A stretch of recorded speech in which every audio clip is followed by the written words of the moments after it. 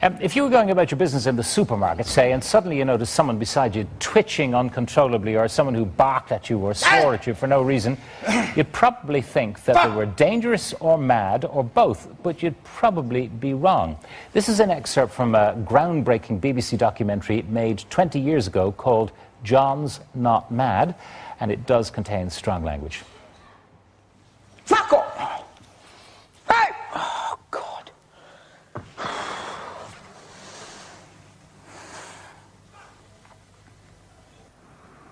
Fuck off. Hey! Hey!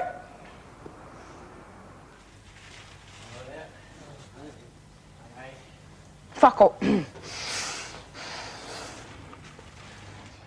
All right, that was a lad called John Davidson who suffers from a condition called Tourette's syndrome, and John, as an adult, 20 years later, is with us tonight. Hello, John. How are you? Not bad at all. That was then, this is now. Yeah. Are you still afflicted by Tourette's? I am, yes. Still afflicted 20 years on. Unfortunately, it'll probably be with me the rest of my life. To what extent, we don't know.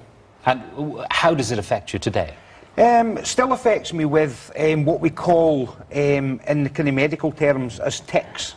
Tics? Tics, and there's all different kinds of tics. We have motor tics, which are obviously the body. Arms shooting out, jumping about, twitching, muscles taking spasms, legs. There's also vocal tics, where, as you heard on the piece from the footage there, there's swear words, there's inappropriate sexual language, there's all sorts of kind of vocalisations, grunts, animal noises and such like. And do you have some or all of those things? I have all of those things, unfortunately. I've got what we call full-blown Tourette's. It doesn't just involve what you see and what you hear. You see the vocal tics and you hear the vocal tics. You see the motor tics. I also suffer from a condition called obsessive-compulsive disorder, which is part of the condition, where I obsess on certain items, certain things, about putting tins and stuff in the cupboards. They all have to be the right way. They just have to be right.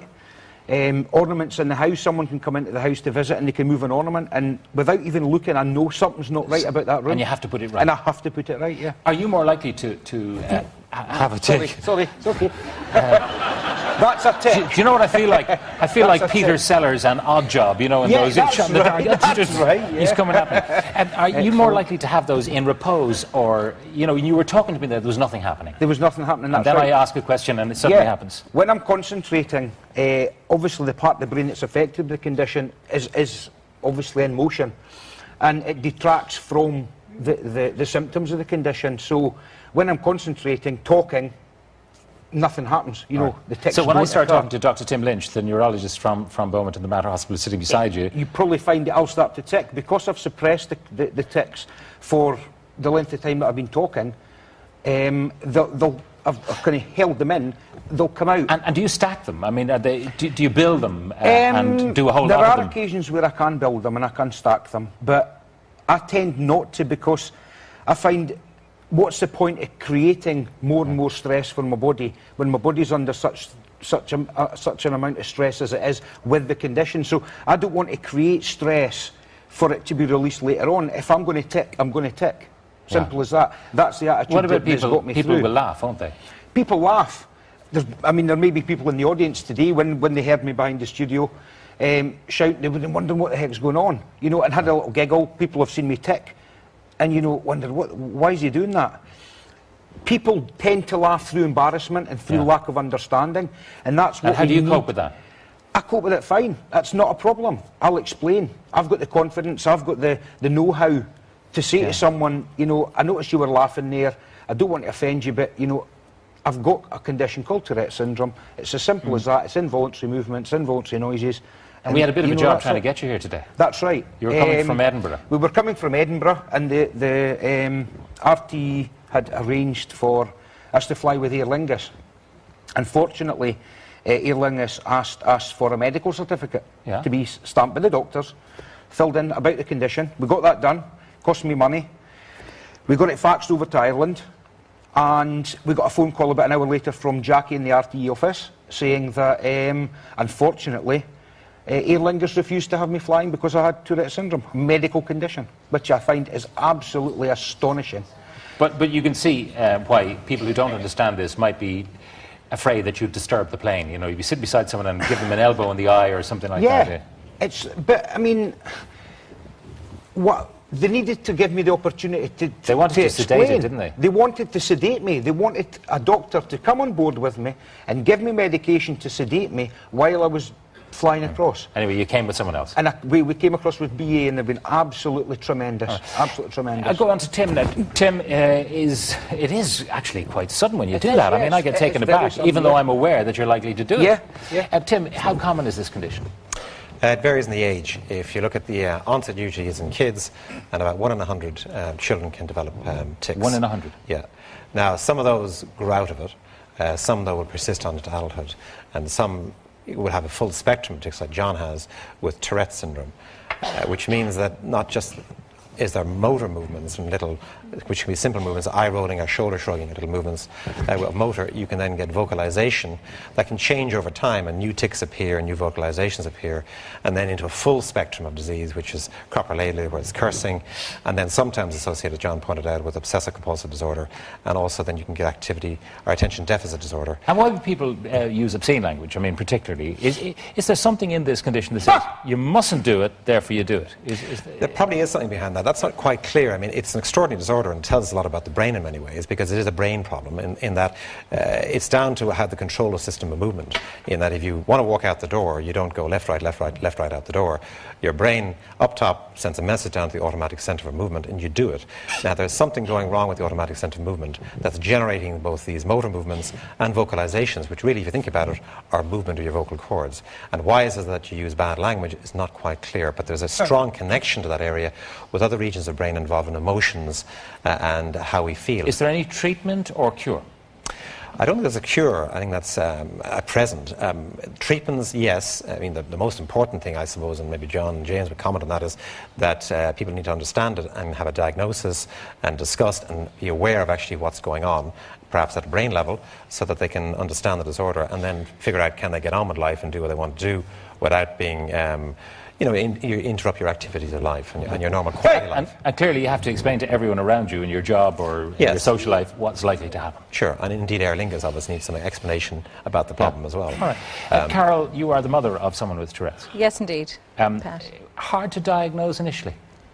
Yes, my son was diagnosed at 9, but he was displaying symptoms from about 7 years old. And they started with facial grimaces. In actual fact, at the time when he was making these faces, I asked him one day, I said, "What's this about?" And he said, "It's kind of like a bit Mr. Bean." So Mr. Bean videos were put away. Yeah. And then it went on to involuntary movements. He would jerk the hand into the air quite a lot, followed by a touching of his head. So he was actually trying to mask the movement. That progressed then to coprolalia, which is the swearing. And it was at that time that I felt that something is wrong this is here. Not right. Yeah. Did your GP know about it? Well, I did discuss that with her at one stage, and she felt that maybe it was normal for children to have tics, to ignore it for a period of time to see would it go away. But certainly it was more when the swearing came into play that I actually felt this was wrong. And how did you finally get a diagnosis? I was sent to a neurologist, and the diagnosis was very clear because Simon's... And quick? Yeah, very quick. Following that, then we had a team of doctors who dealt with Simon in relation to his condition, and he was medicated from the outset. Did he cope with that well? He didn't really. I suppose at 9 years old, when you're asked to take a tablet, which he was asked to take, he just took it. He didn't like taking it, and as he grew older, he realised that perhaps he didn't feel the medication was doing very much for him. And he is not taking medication now. Is it fair to say a turning point for you was meeting others who had a similar experience? I remember the day my dad gave me the telephone number of the association, and I made the phone call. And it was the start of me coping with his condition. And I met through the association a number of other parents who had children who had Tourette syndrome. And for me then that was a little easier to cope with because you're not alone. And I feel that the benefit that we all have received in the association when we've worked together is just being able to talk about how it's been for them. Most of the other people that I met had children who had progressed further, and where my son was younger, so they had been through all of the things that he was going through, and it was very useful. Now, James, you're unique in the sense that you weren't diagnosed until you were 32 years of age. 32, I know. My parents just thought it was a funny little habit. Growing up, there was that kind of that sort of pre-war generation. They said, don't worry, the boy will grow out of it, don't worry, he'll grow out of it. Hey. Dad, I'm 42, 32. Anyway, the thing was, I got to the age of 32, and I went through all my life not knowing what it was, and then I met my wife, or rather, I met her before she was my wife, if you see what I mean. Yes. And she was the one that said, have you come across something called Tourette syndrome? And I thought, well, this is bizarre. How can you possibly have a disease? How can, if you have a headache, you go to the doctor and you say, I've got a headache, and he'll give you a pill. If you say, doctor, I can't stop kicking, grunting like a pig, sniffing, checking light switches, and moving around the place, and shouting and screaming, and thinking, what can you do? Can I have a pill, please? Yeah. It's not something you don't associate with a medical problem. You just don't. And so I thought, ugh. Well, was it so subconscious with you that you weren't even aware you were doing it a lot of the time? Oh, no, I'm always aware I'm doing it, but it was always my funny little habit. It was James's funny little habit. That's what James does. Have you obsessive-compulsive disorder? I have obsessive-compulsive disorder. Actually is my big thing, really. So what sort of things do you do? I check light switches. I have a big thing about light switches, and I have a very strong routine before I go to bed at night when I have to check the microwave, and I have to check every single little cupboard, just in case there's an Italian taxi driver dressed like a chef hiding in the corner. And when I've checked the corners, I have to check the corners of the corners in case the man in the blue coat is hiding wearing an overall. It's very strange, very bizarre. I have no idea where it came from. But it's, I suppose, I got so used to it that, in a way, a bit like a blind man, it's my turn. Yeah, I feel terrible, actually. I feel awful. I feel like a terrible amateur tonight when I've met John for the first time. He's so good at it, and I'm so sort of...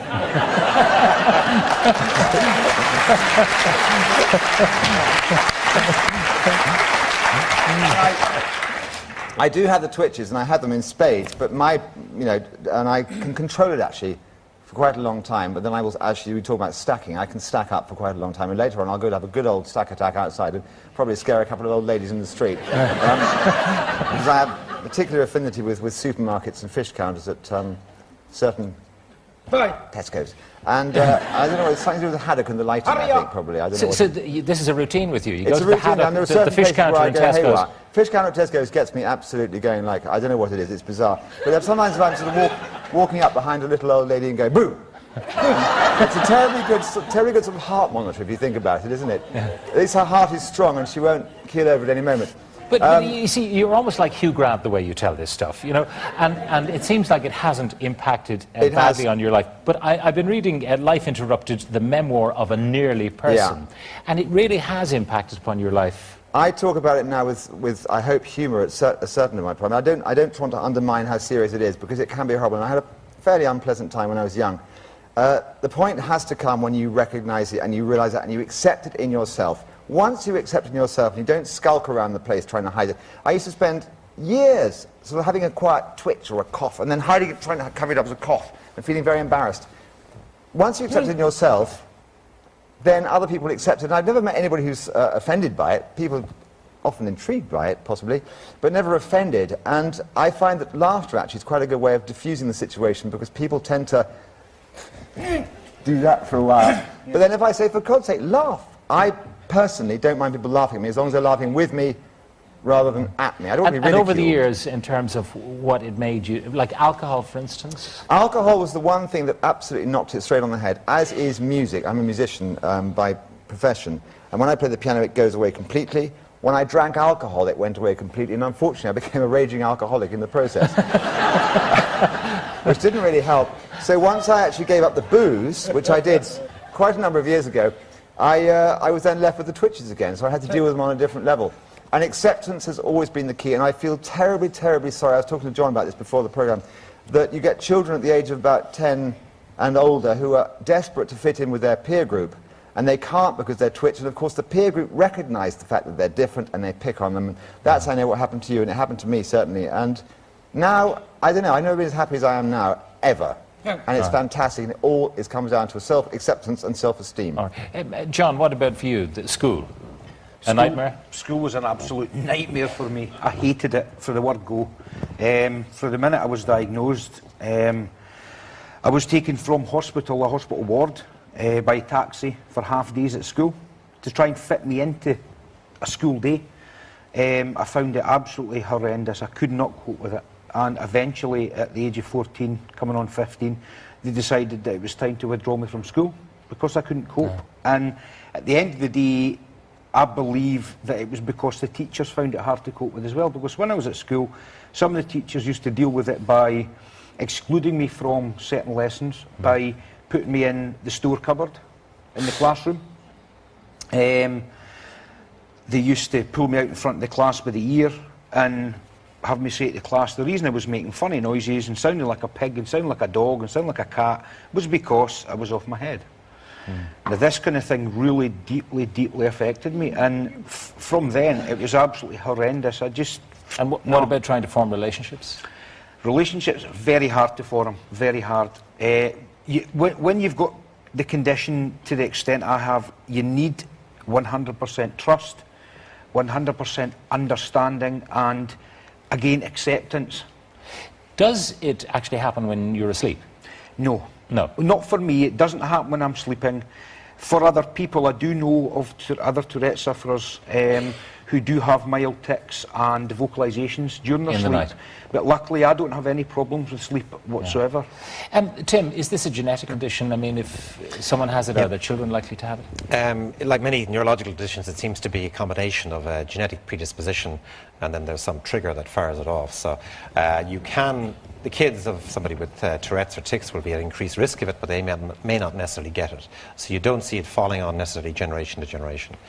There has been a gene isolated actually last year, but that is not responsible for all Tourette's or tics, but it's been teased out more and more, so it's definitely a genetic component, but doesn't answer all questions. Yeah. And people who say, well, psychotherapy might work, does it? I think probably not to a great extent. It may help partly in behavioural modification, but I mean, there are medications from the obsessive compulsive disorder. James has medication, specific types are quite good for that. From the tic perspective, there are different medications you can use for that. From the attention deficit disorder, there's different medications for that. So it depends what the person has. You have to cut your cloth to suit the person. And one of the problems we have, for example, is that if you stack like James does, it drives us potty because they come in to see us. And they're quiet.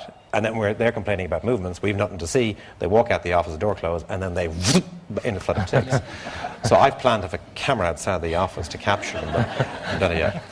But that's one of our problems with diagnosis. But that's what is an issue. I mean, diagnosis is very important, and so that people can understand the disorder, explain what it is, and perhaps how to plan and anticipate what to do with it. 2 lads here, and your offspring's a son who's got this. Is it a male thing, Tim? There's a difference. It seems that the gene inherited by boys can manifest often with motor tics, focal tics. When girls get it, they often be more associated with the obsessive compulsive behaviour.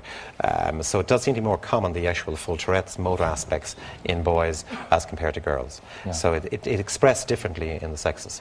But the main thing about tonight is that we've seen you in action, John, ticking away, and we've heard a good explanation from James and from Carol, that if people know, that's halfway there to accepting, understanding, and perhaps even enjoying the person that's there with. I feel the whole misunderstanding creates a huge amount of fear.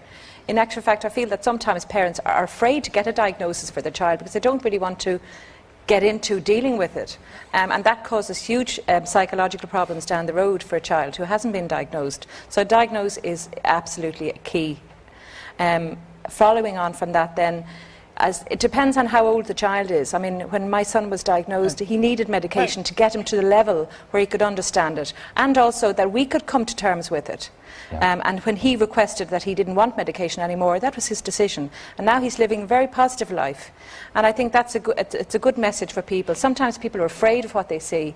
And he has a wonderful attitude. He's extremely positive. And he's musical. Mm-hmm. He plays the piano very well, sometimes very fast.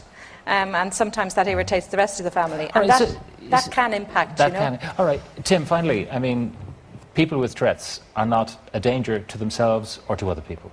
Is that a fair... That's a fair comment. That's I fair. mean, John's moving here, but he's touched me occasionally, but I haven't got a clout in the eye yet, because he often stops short of it. So that's true in general. Absolutely. They sometimes can be a danger to themselves because they can injure themselves, very rarely. And I should point out that the coprolalia and stuff that John has is at the far end of the spectrum, and the majority of people with tics and Tourette's don't have that problem. That would be probably about 10% of people. So that's end of spectrum problem. I mean, the point is, how do you get the diagnosis?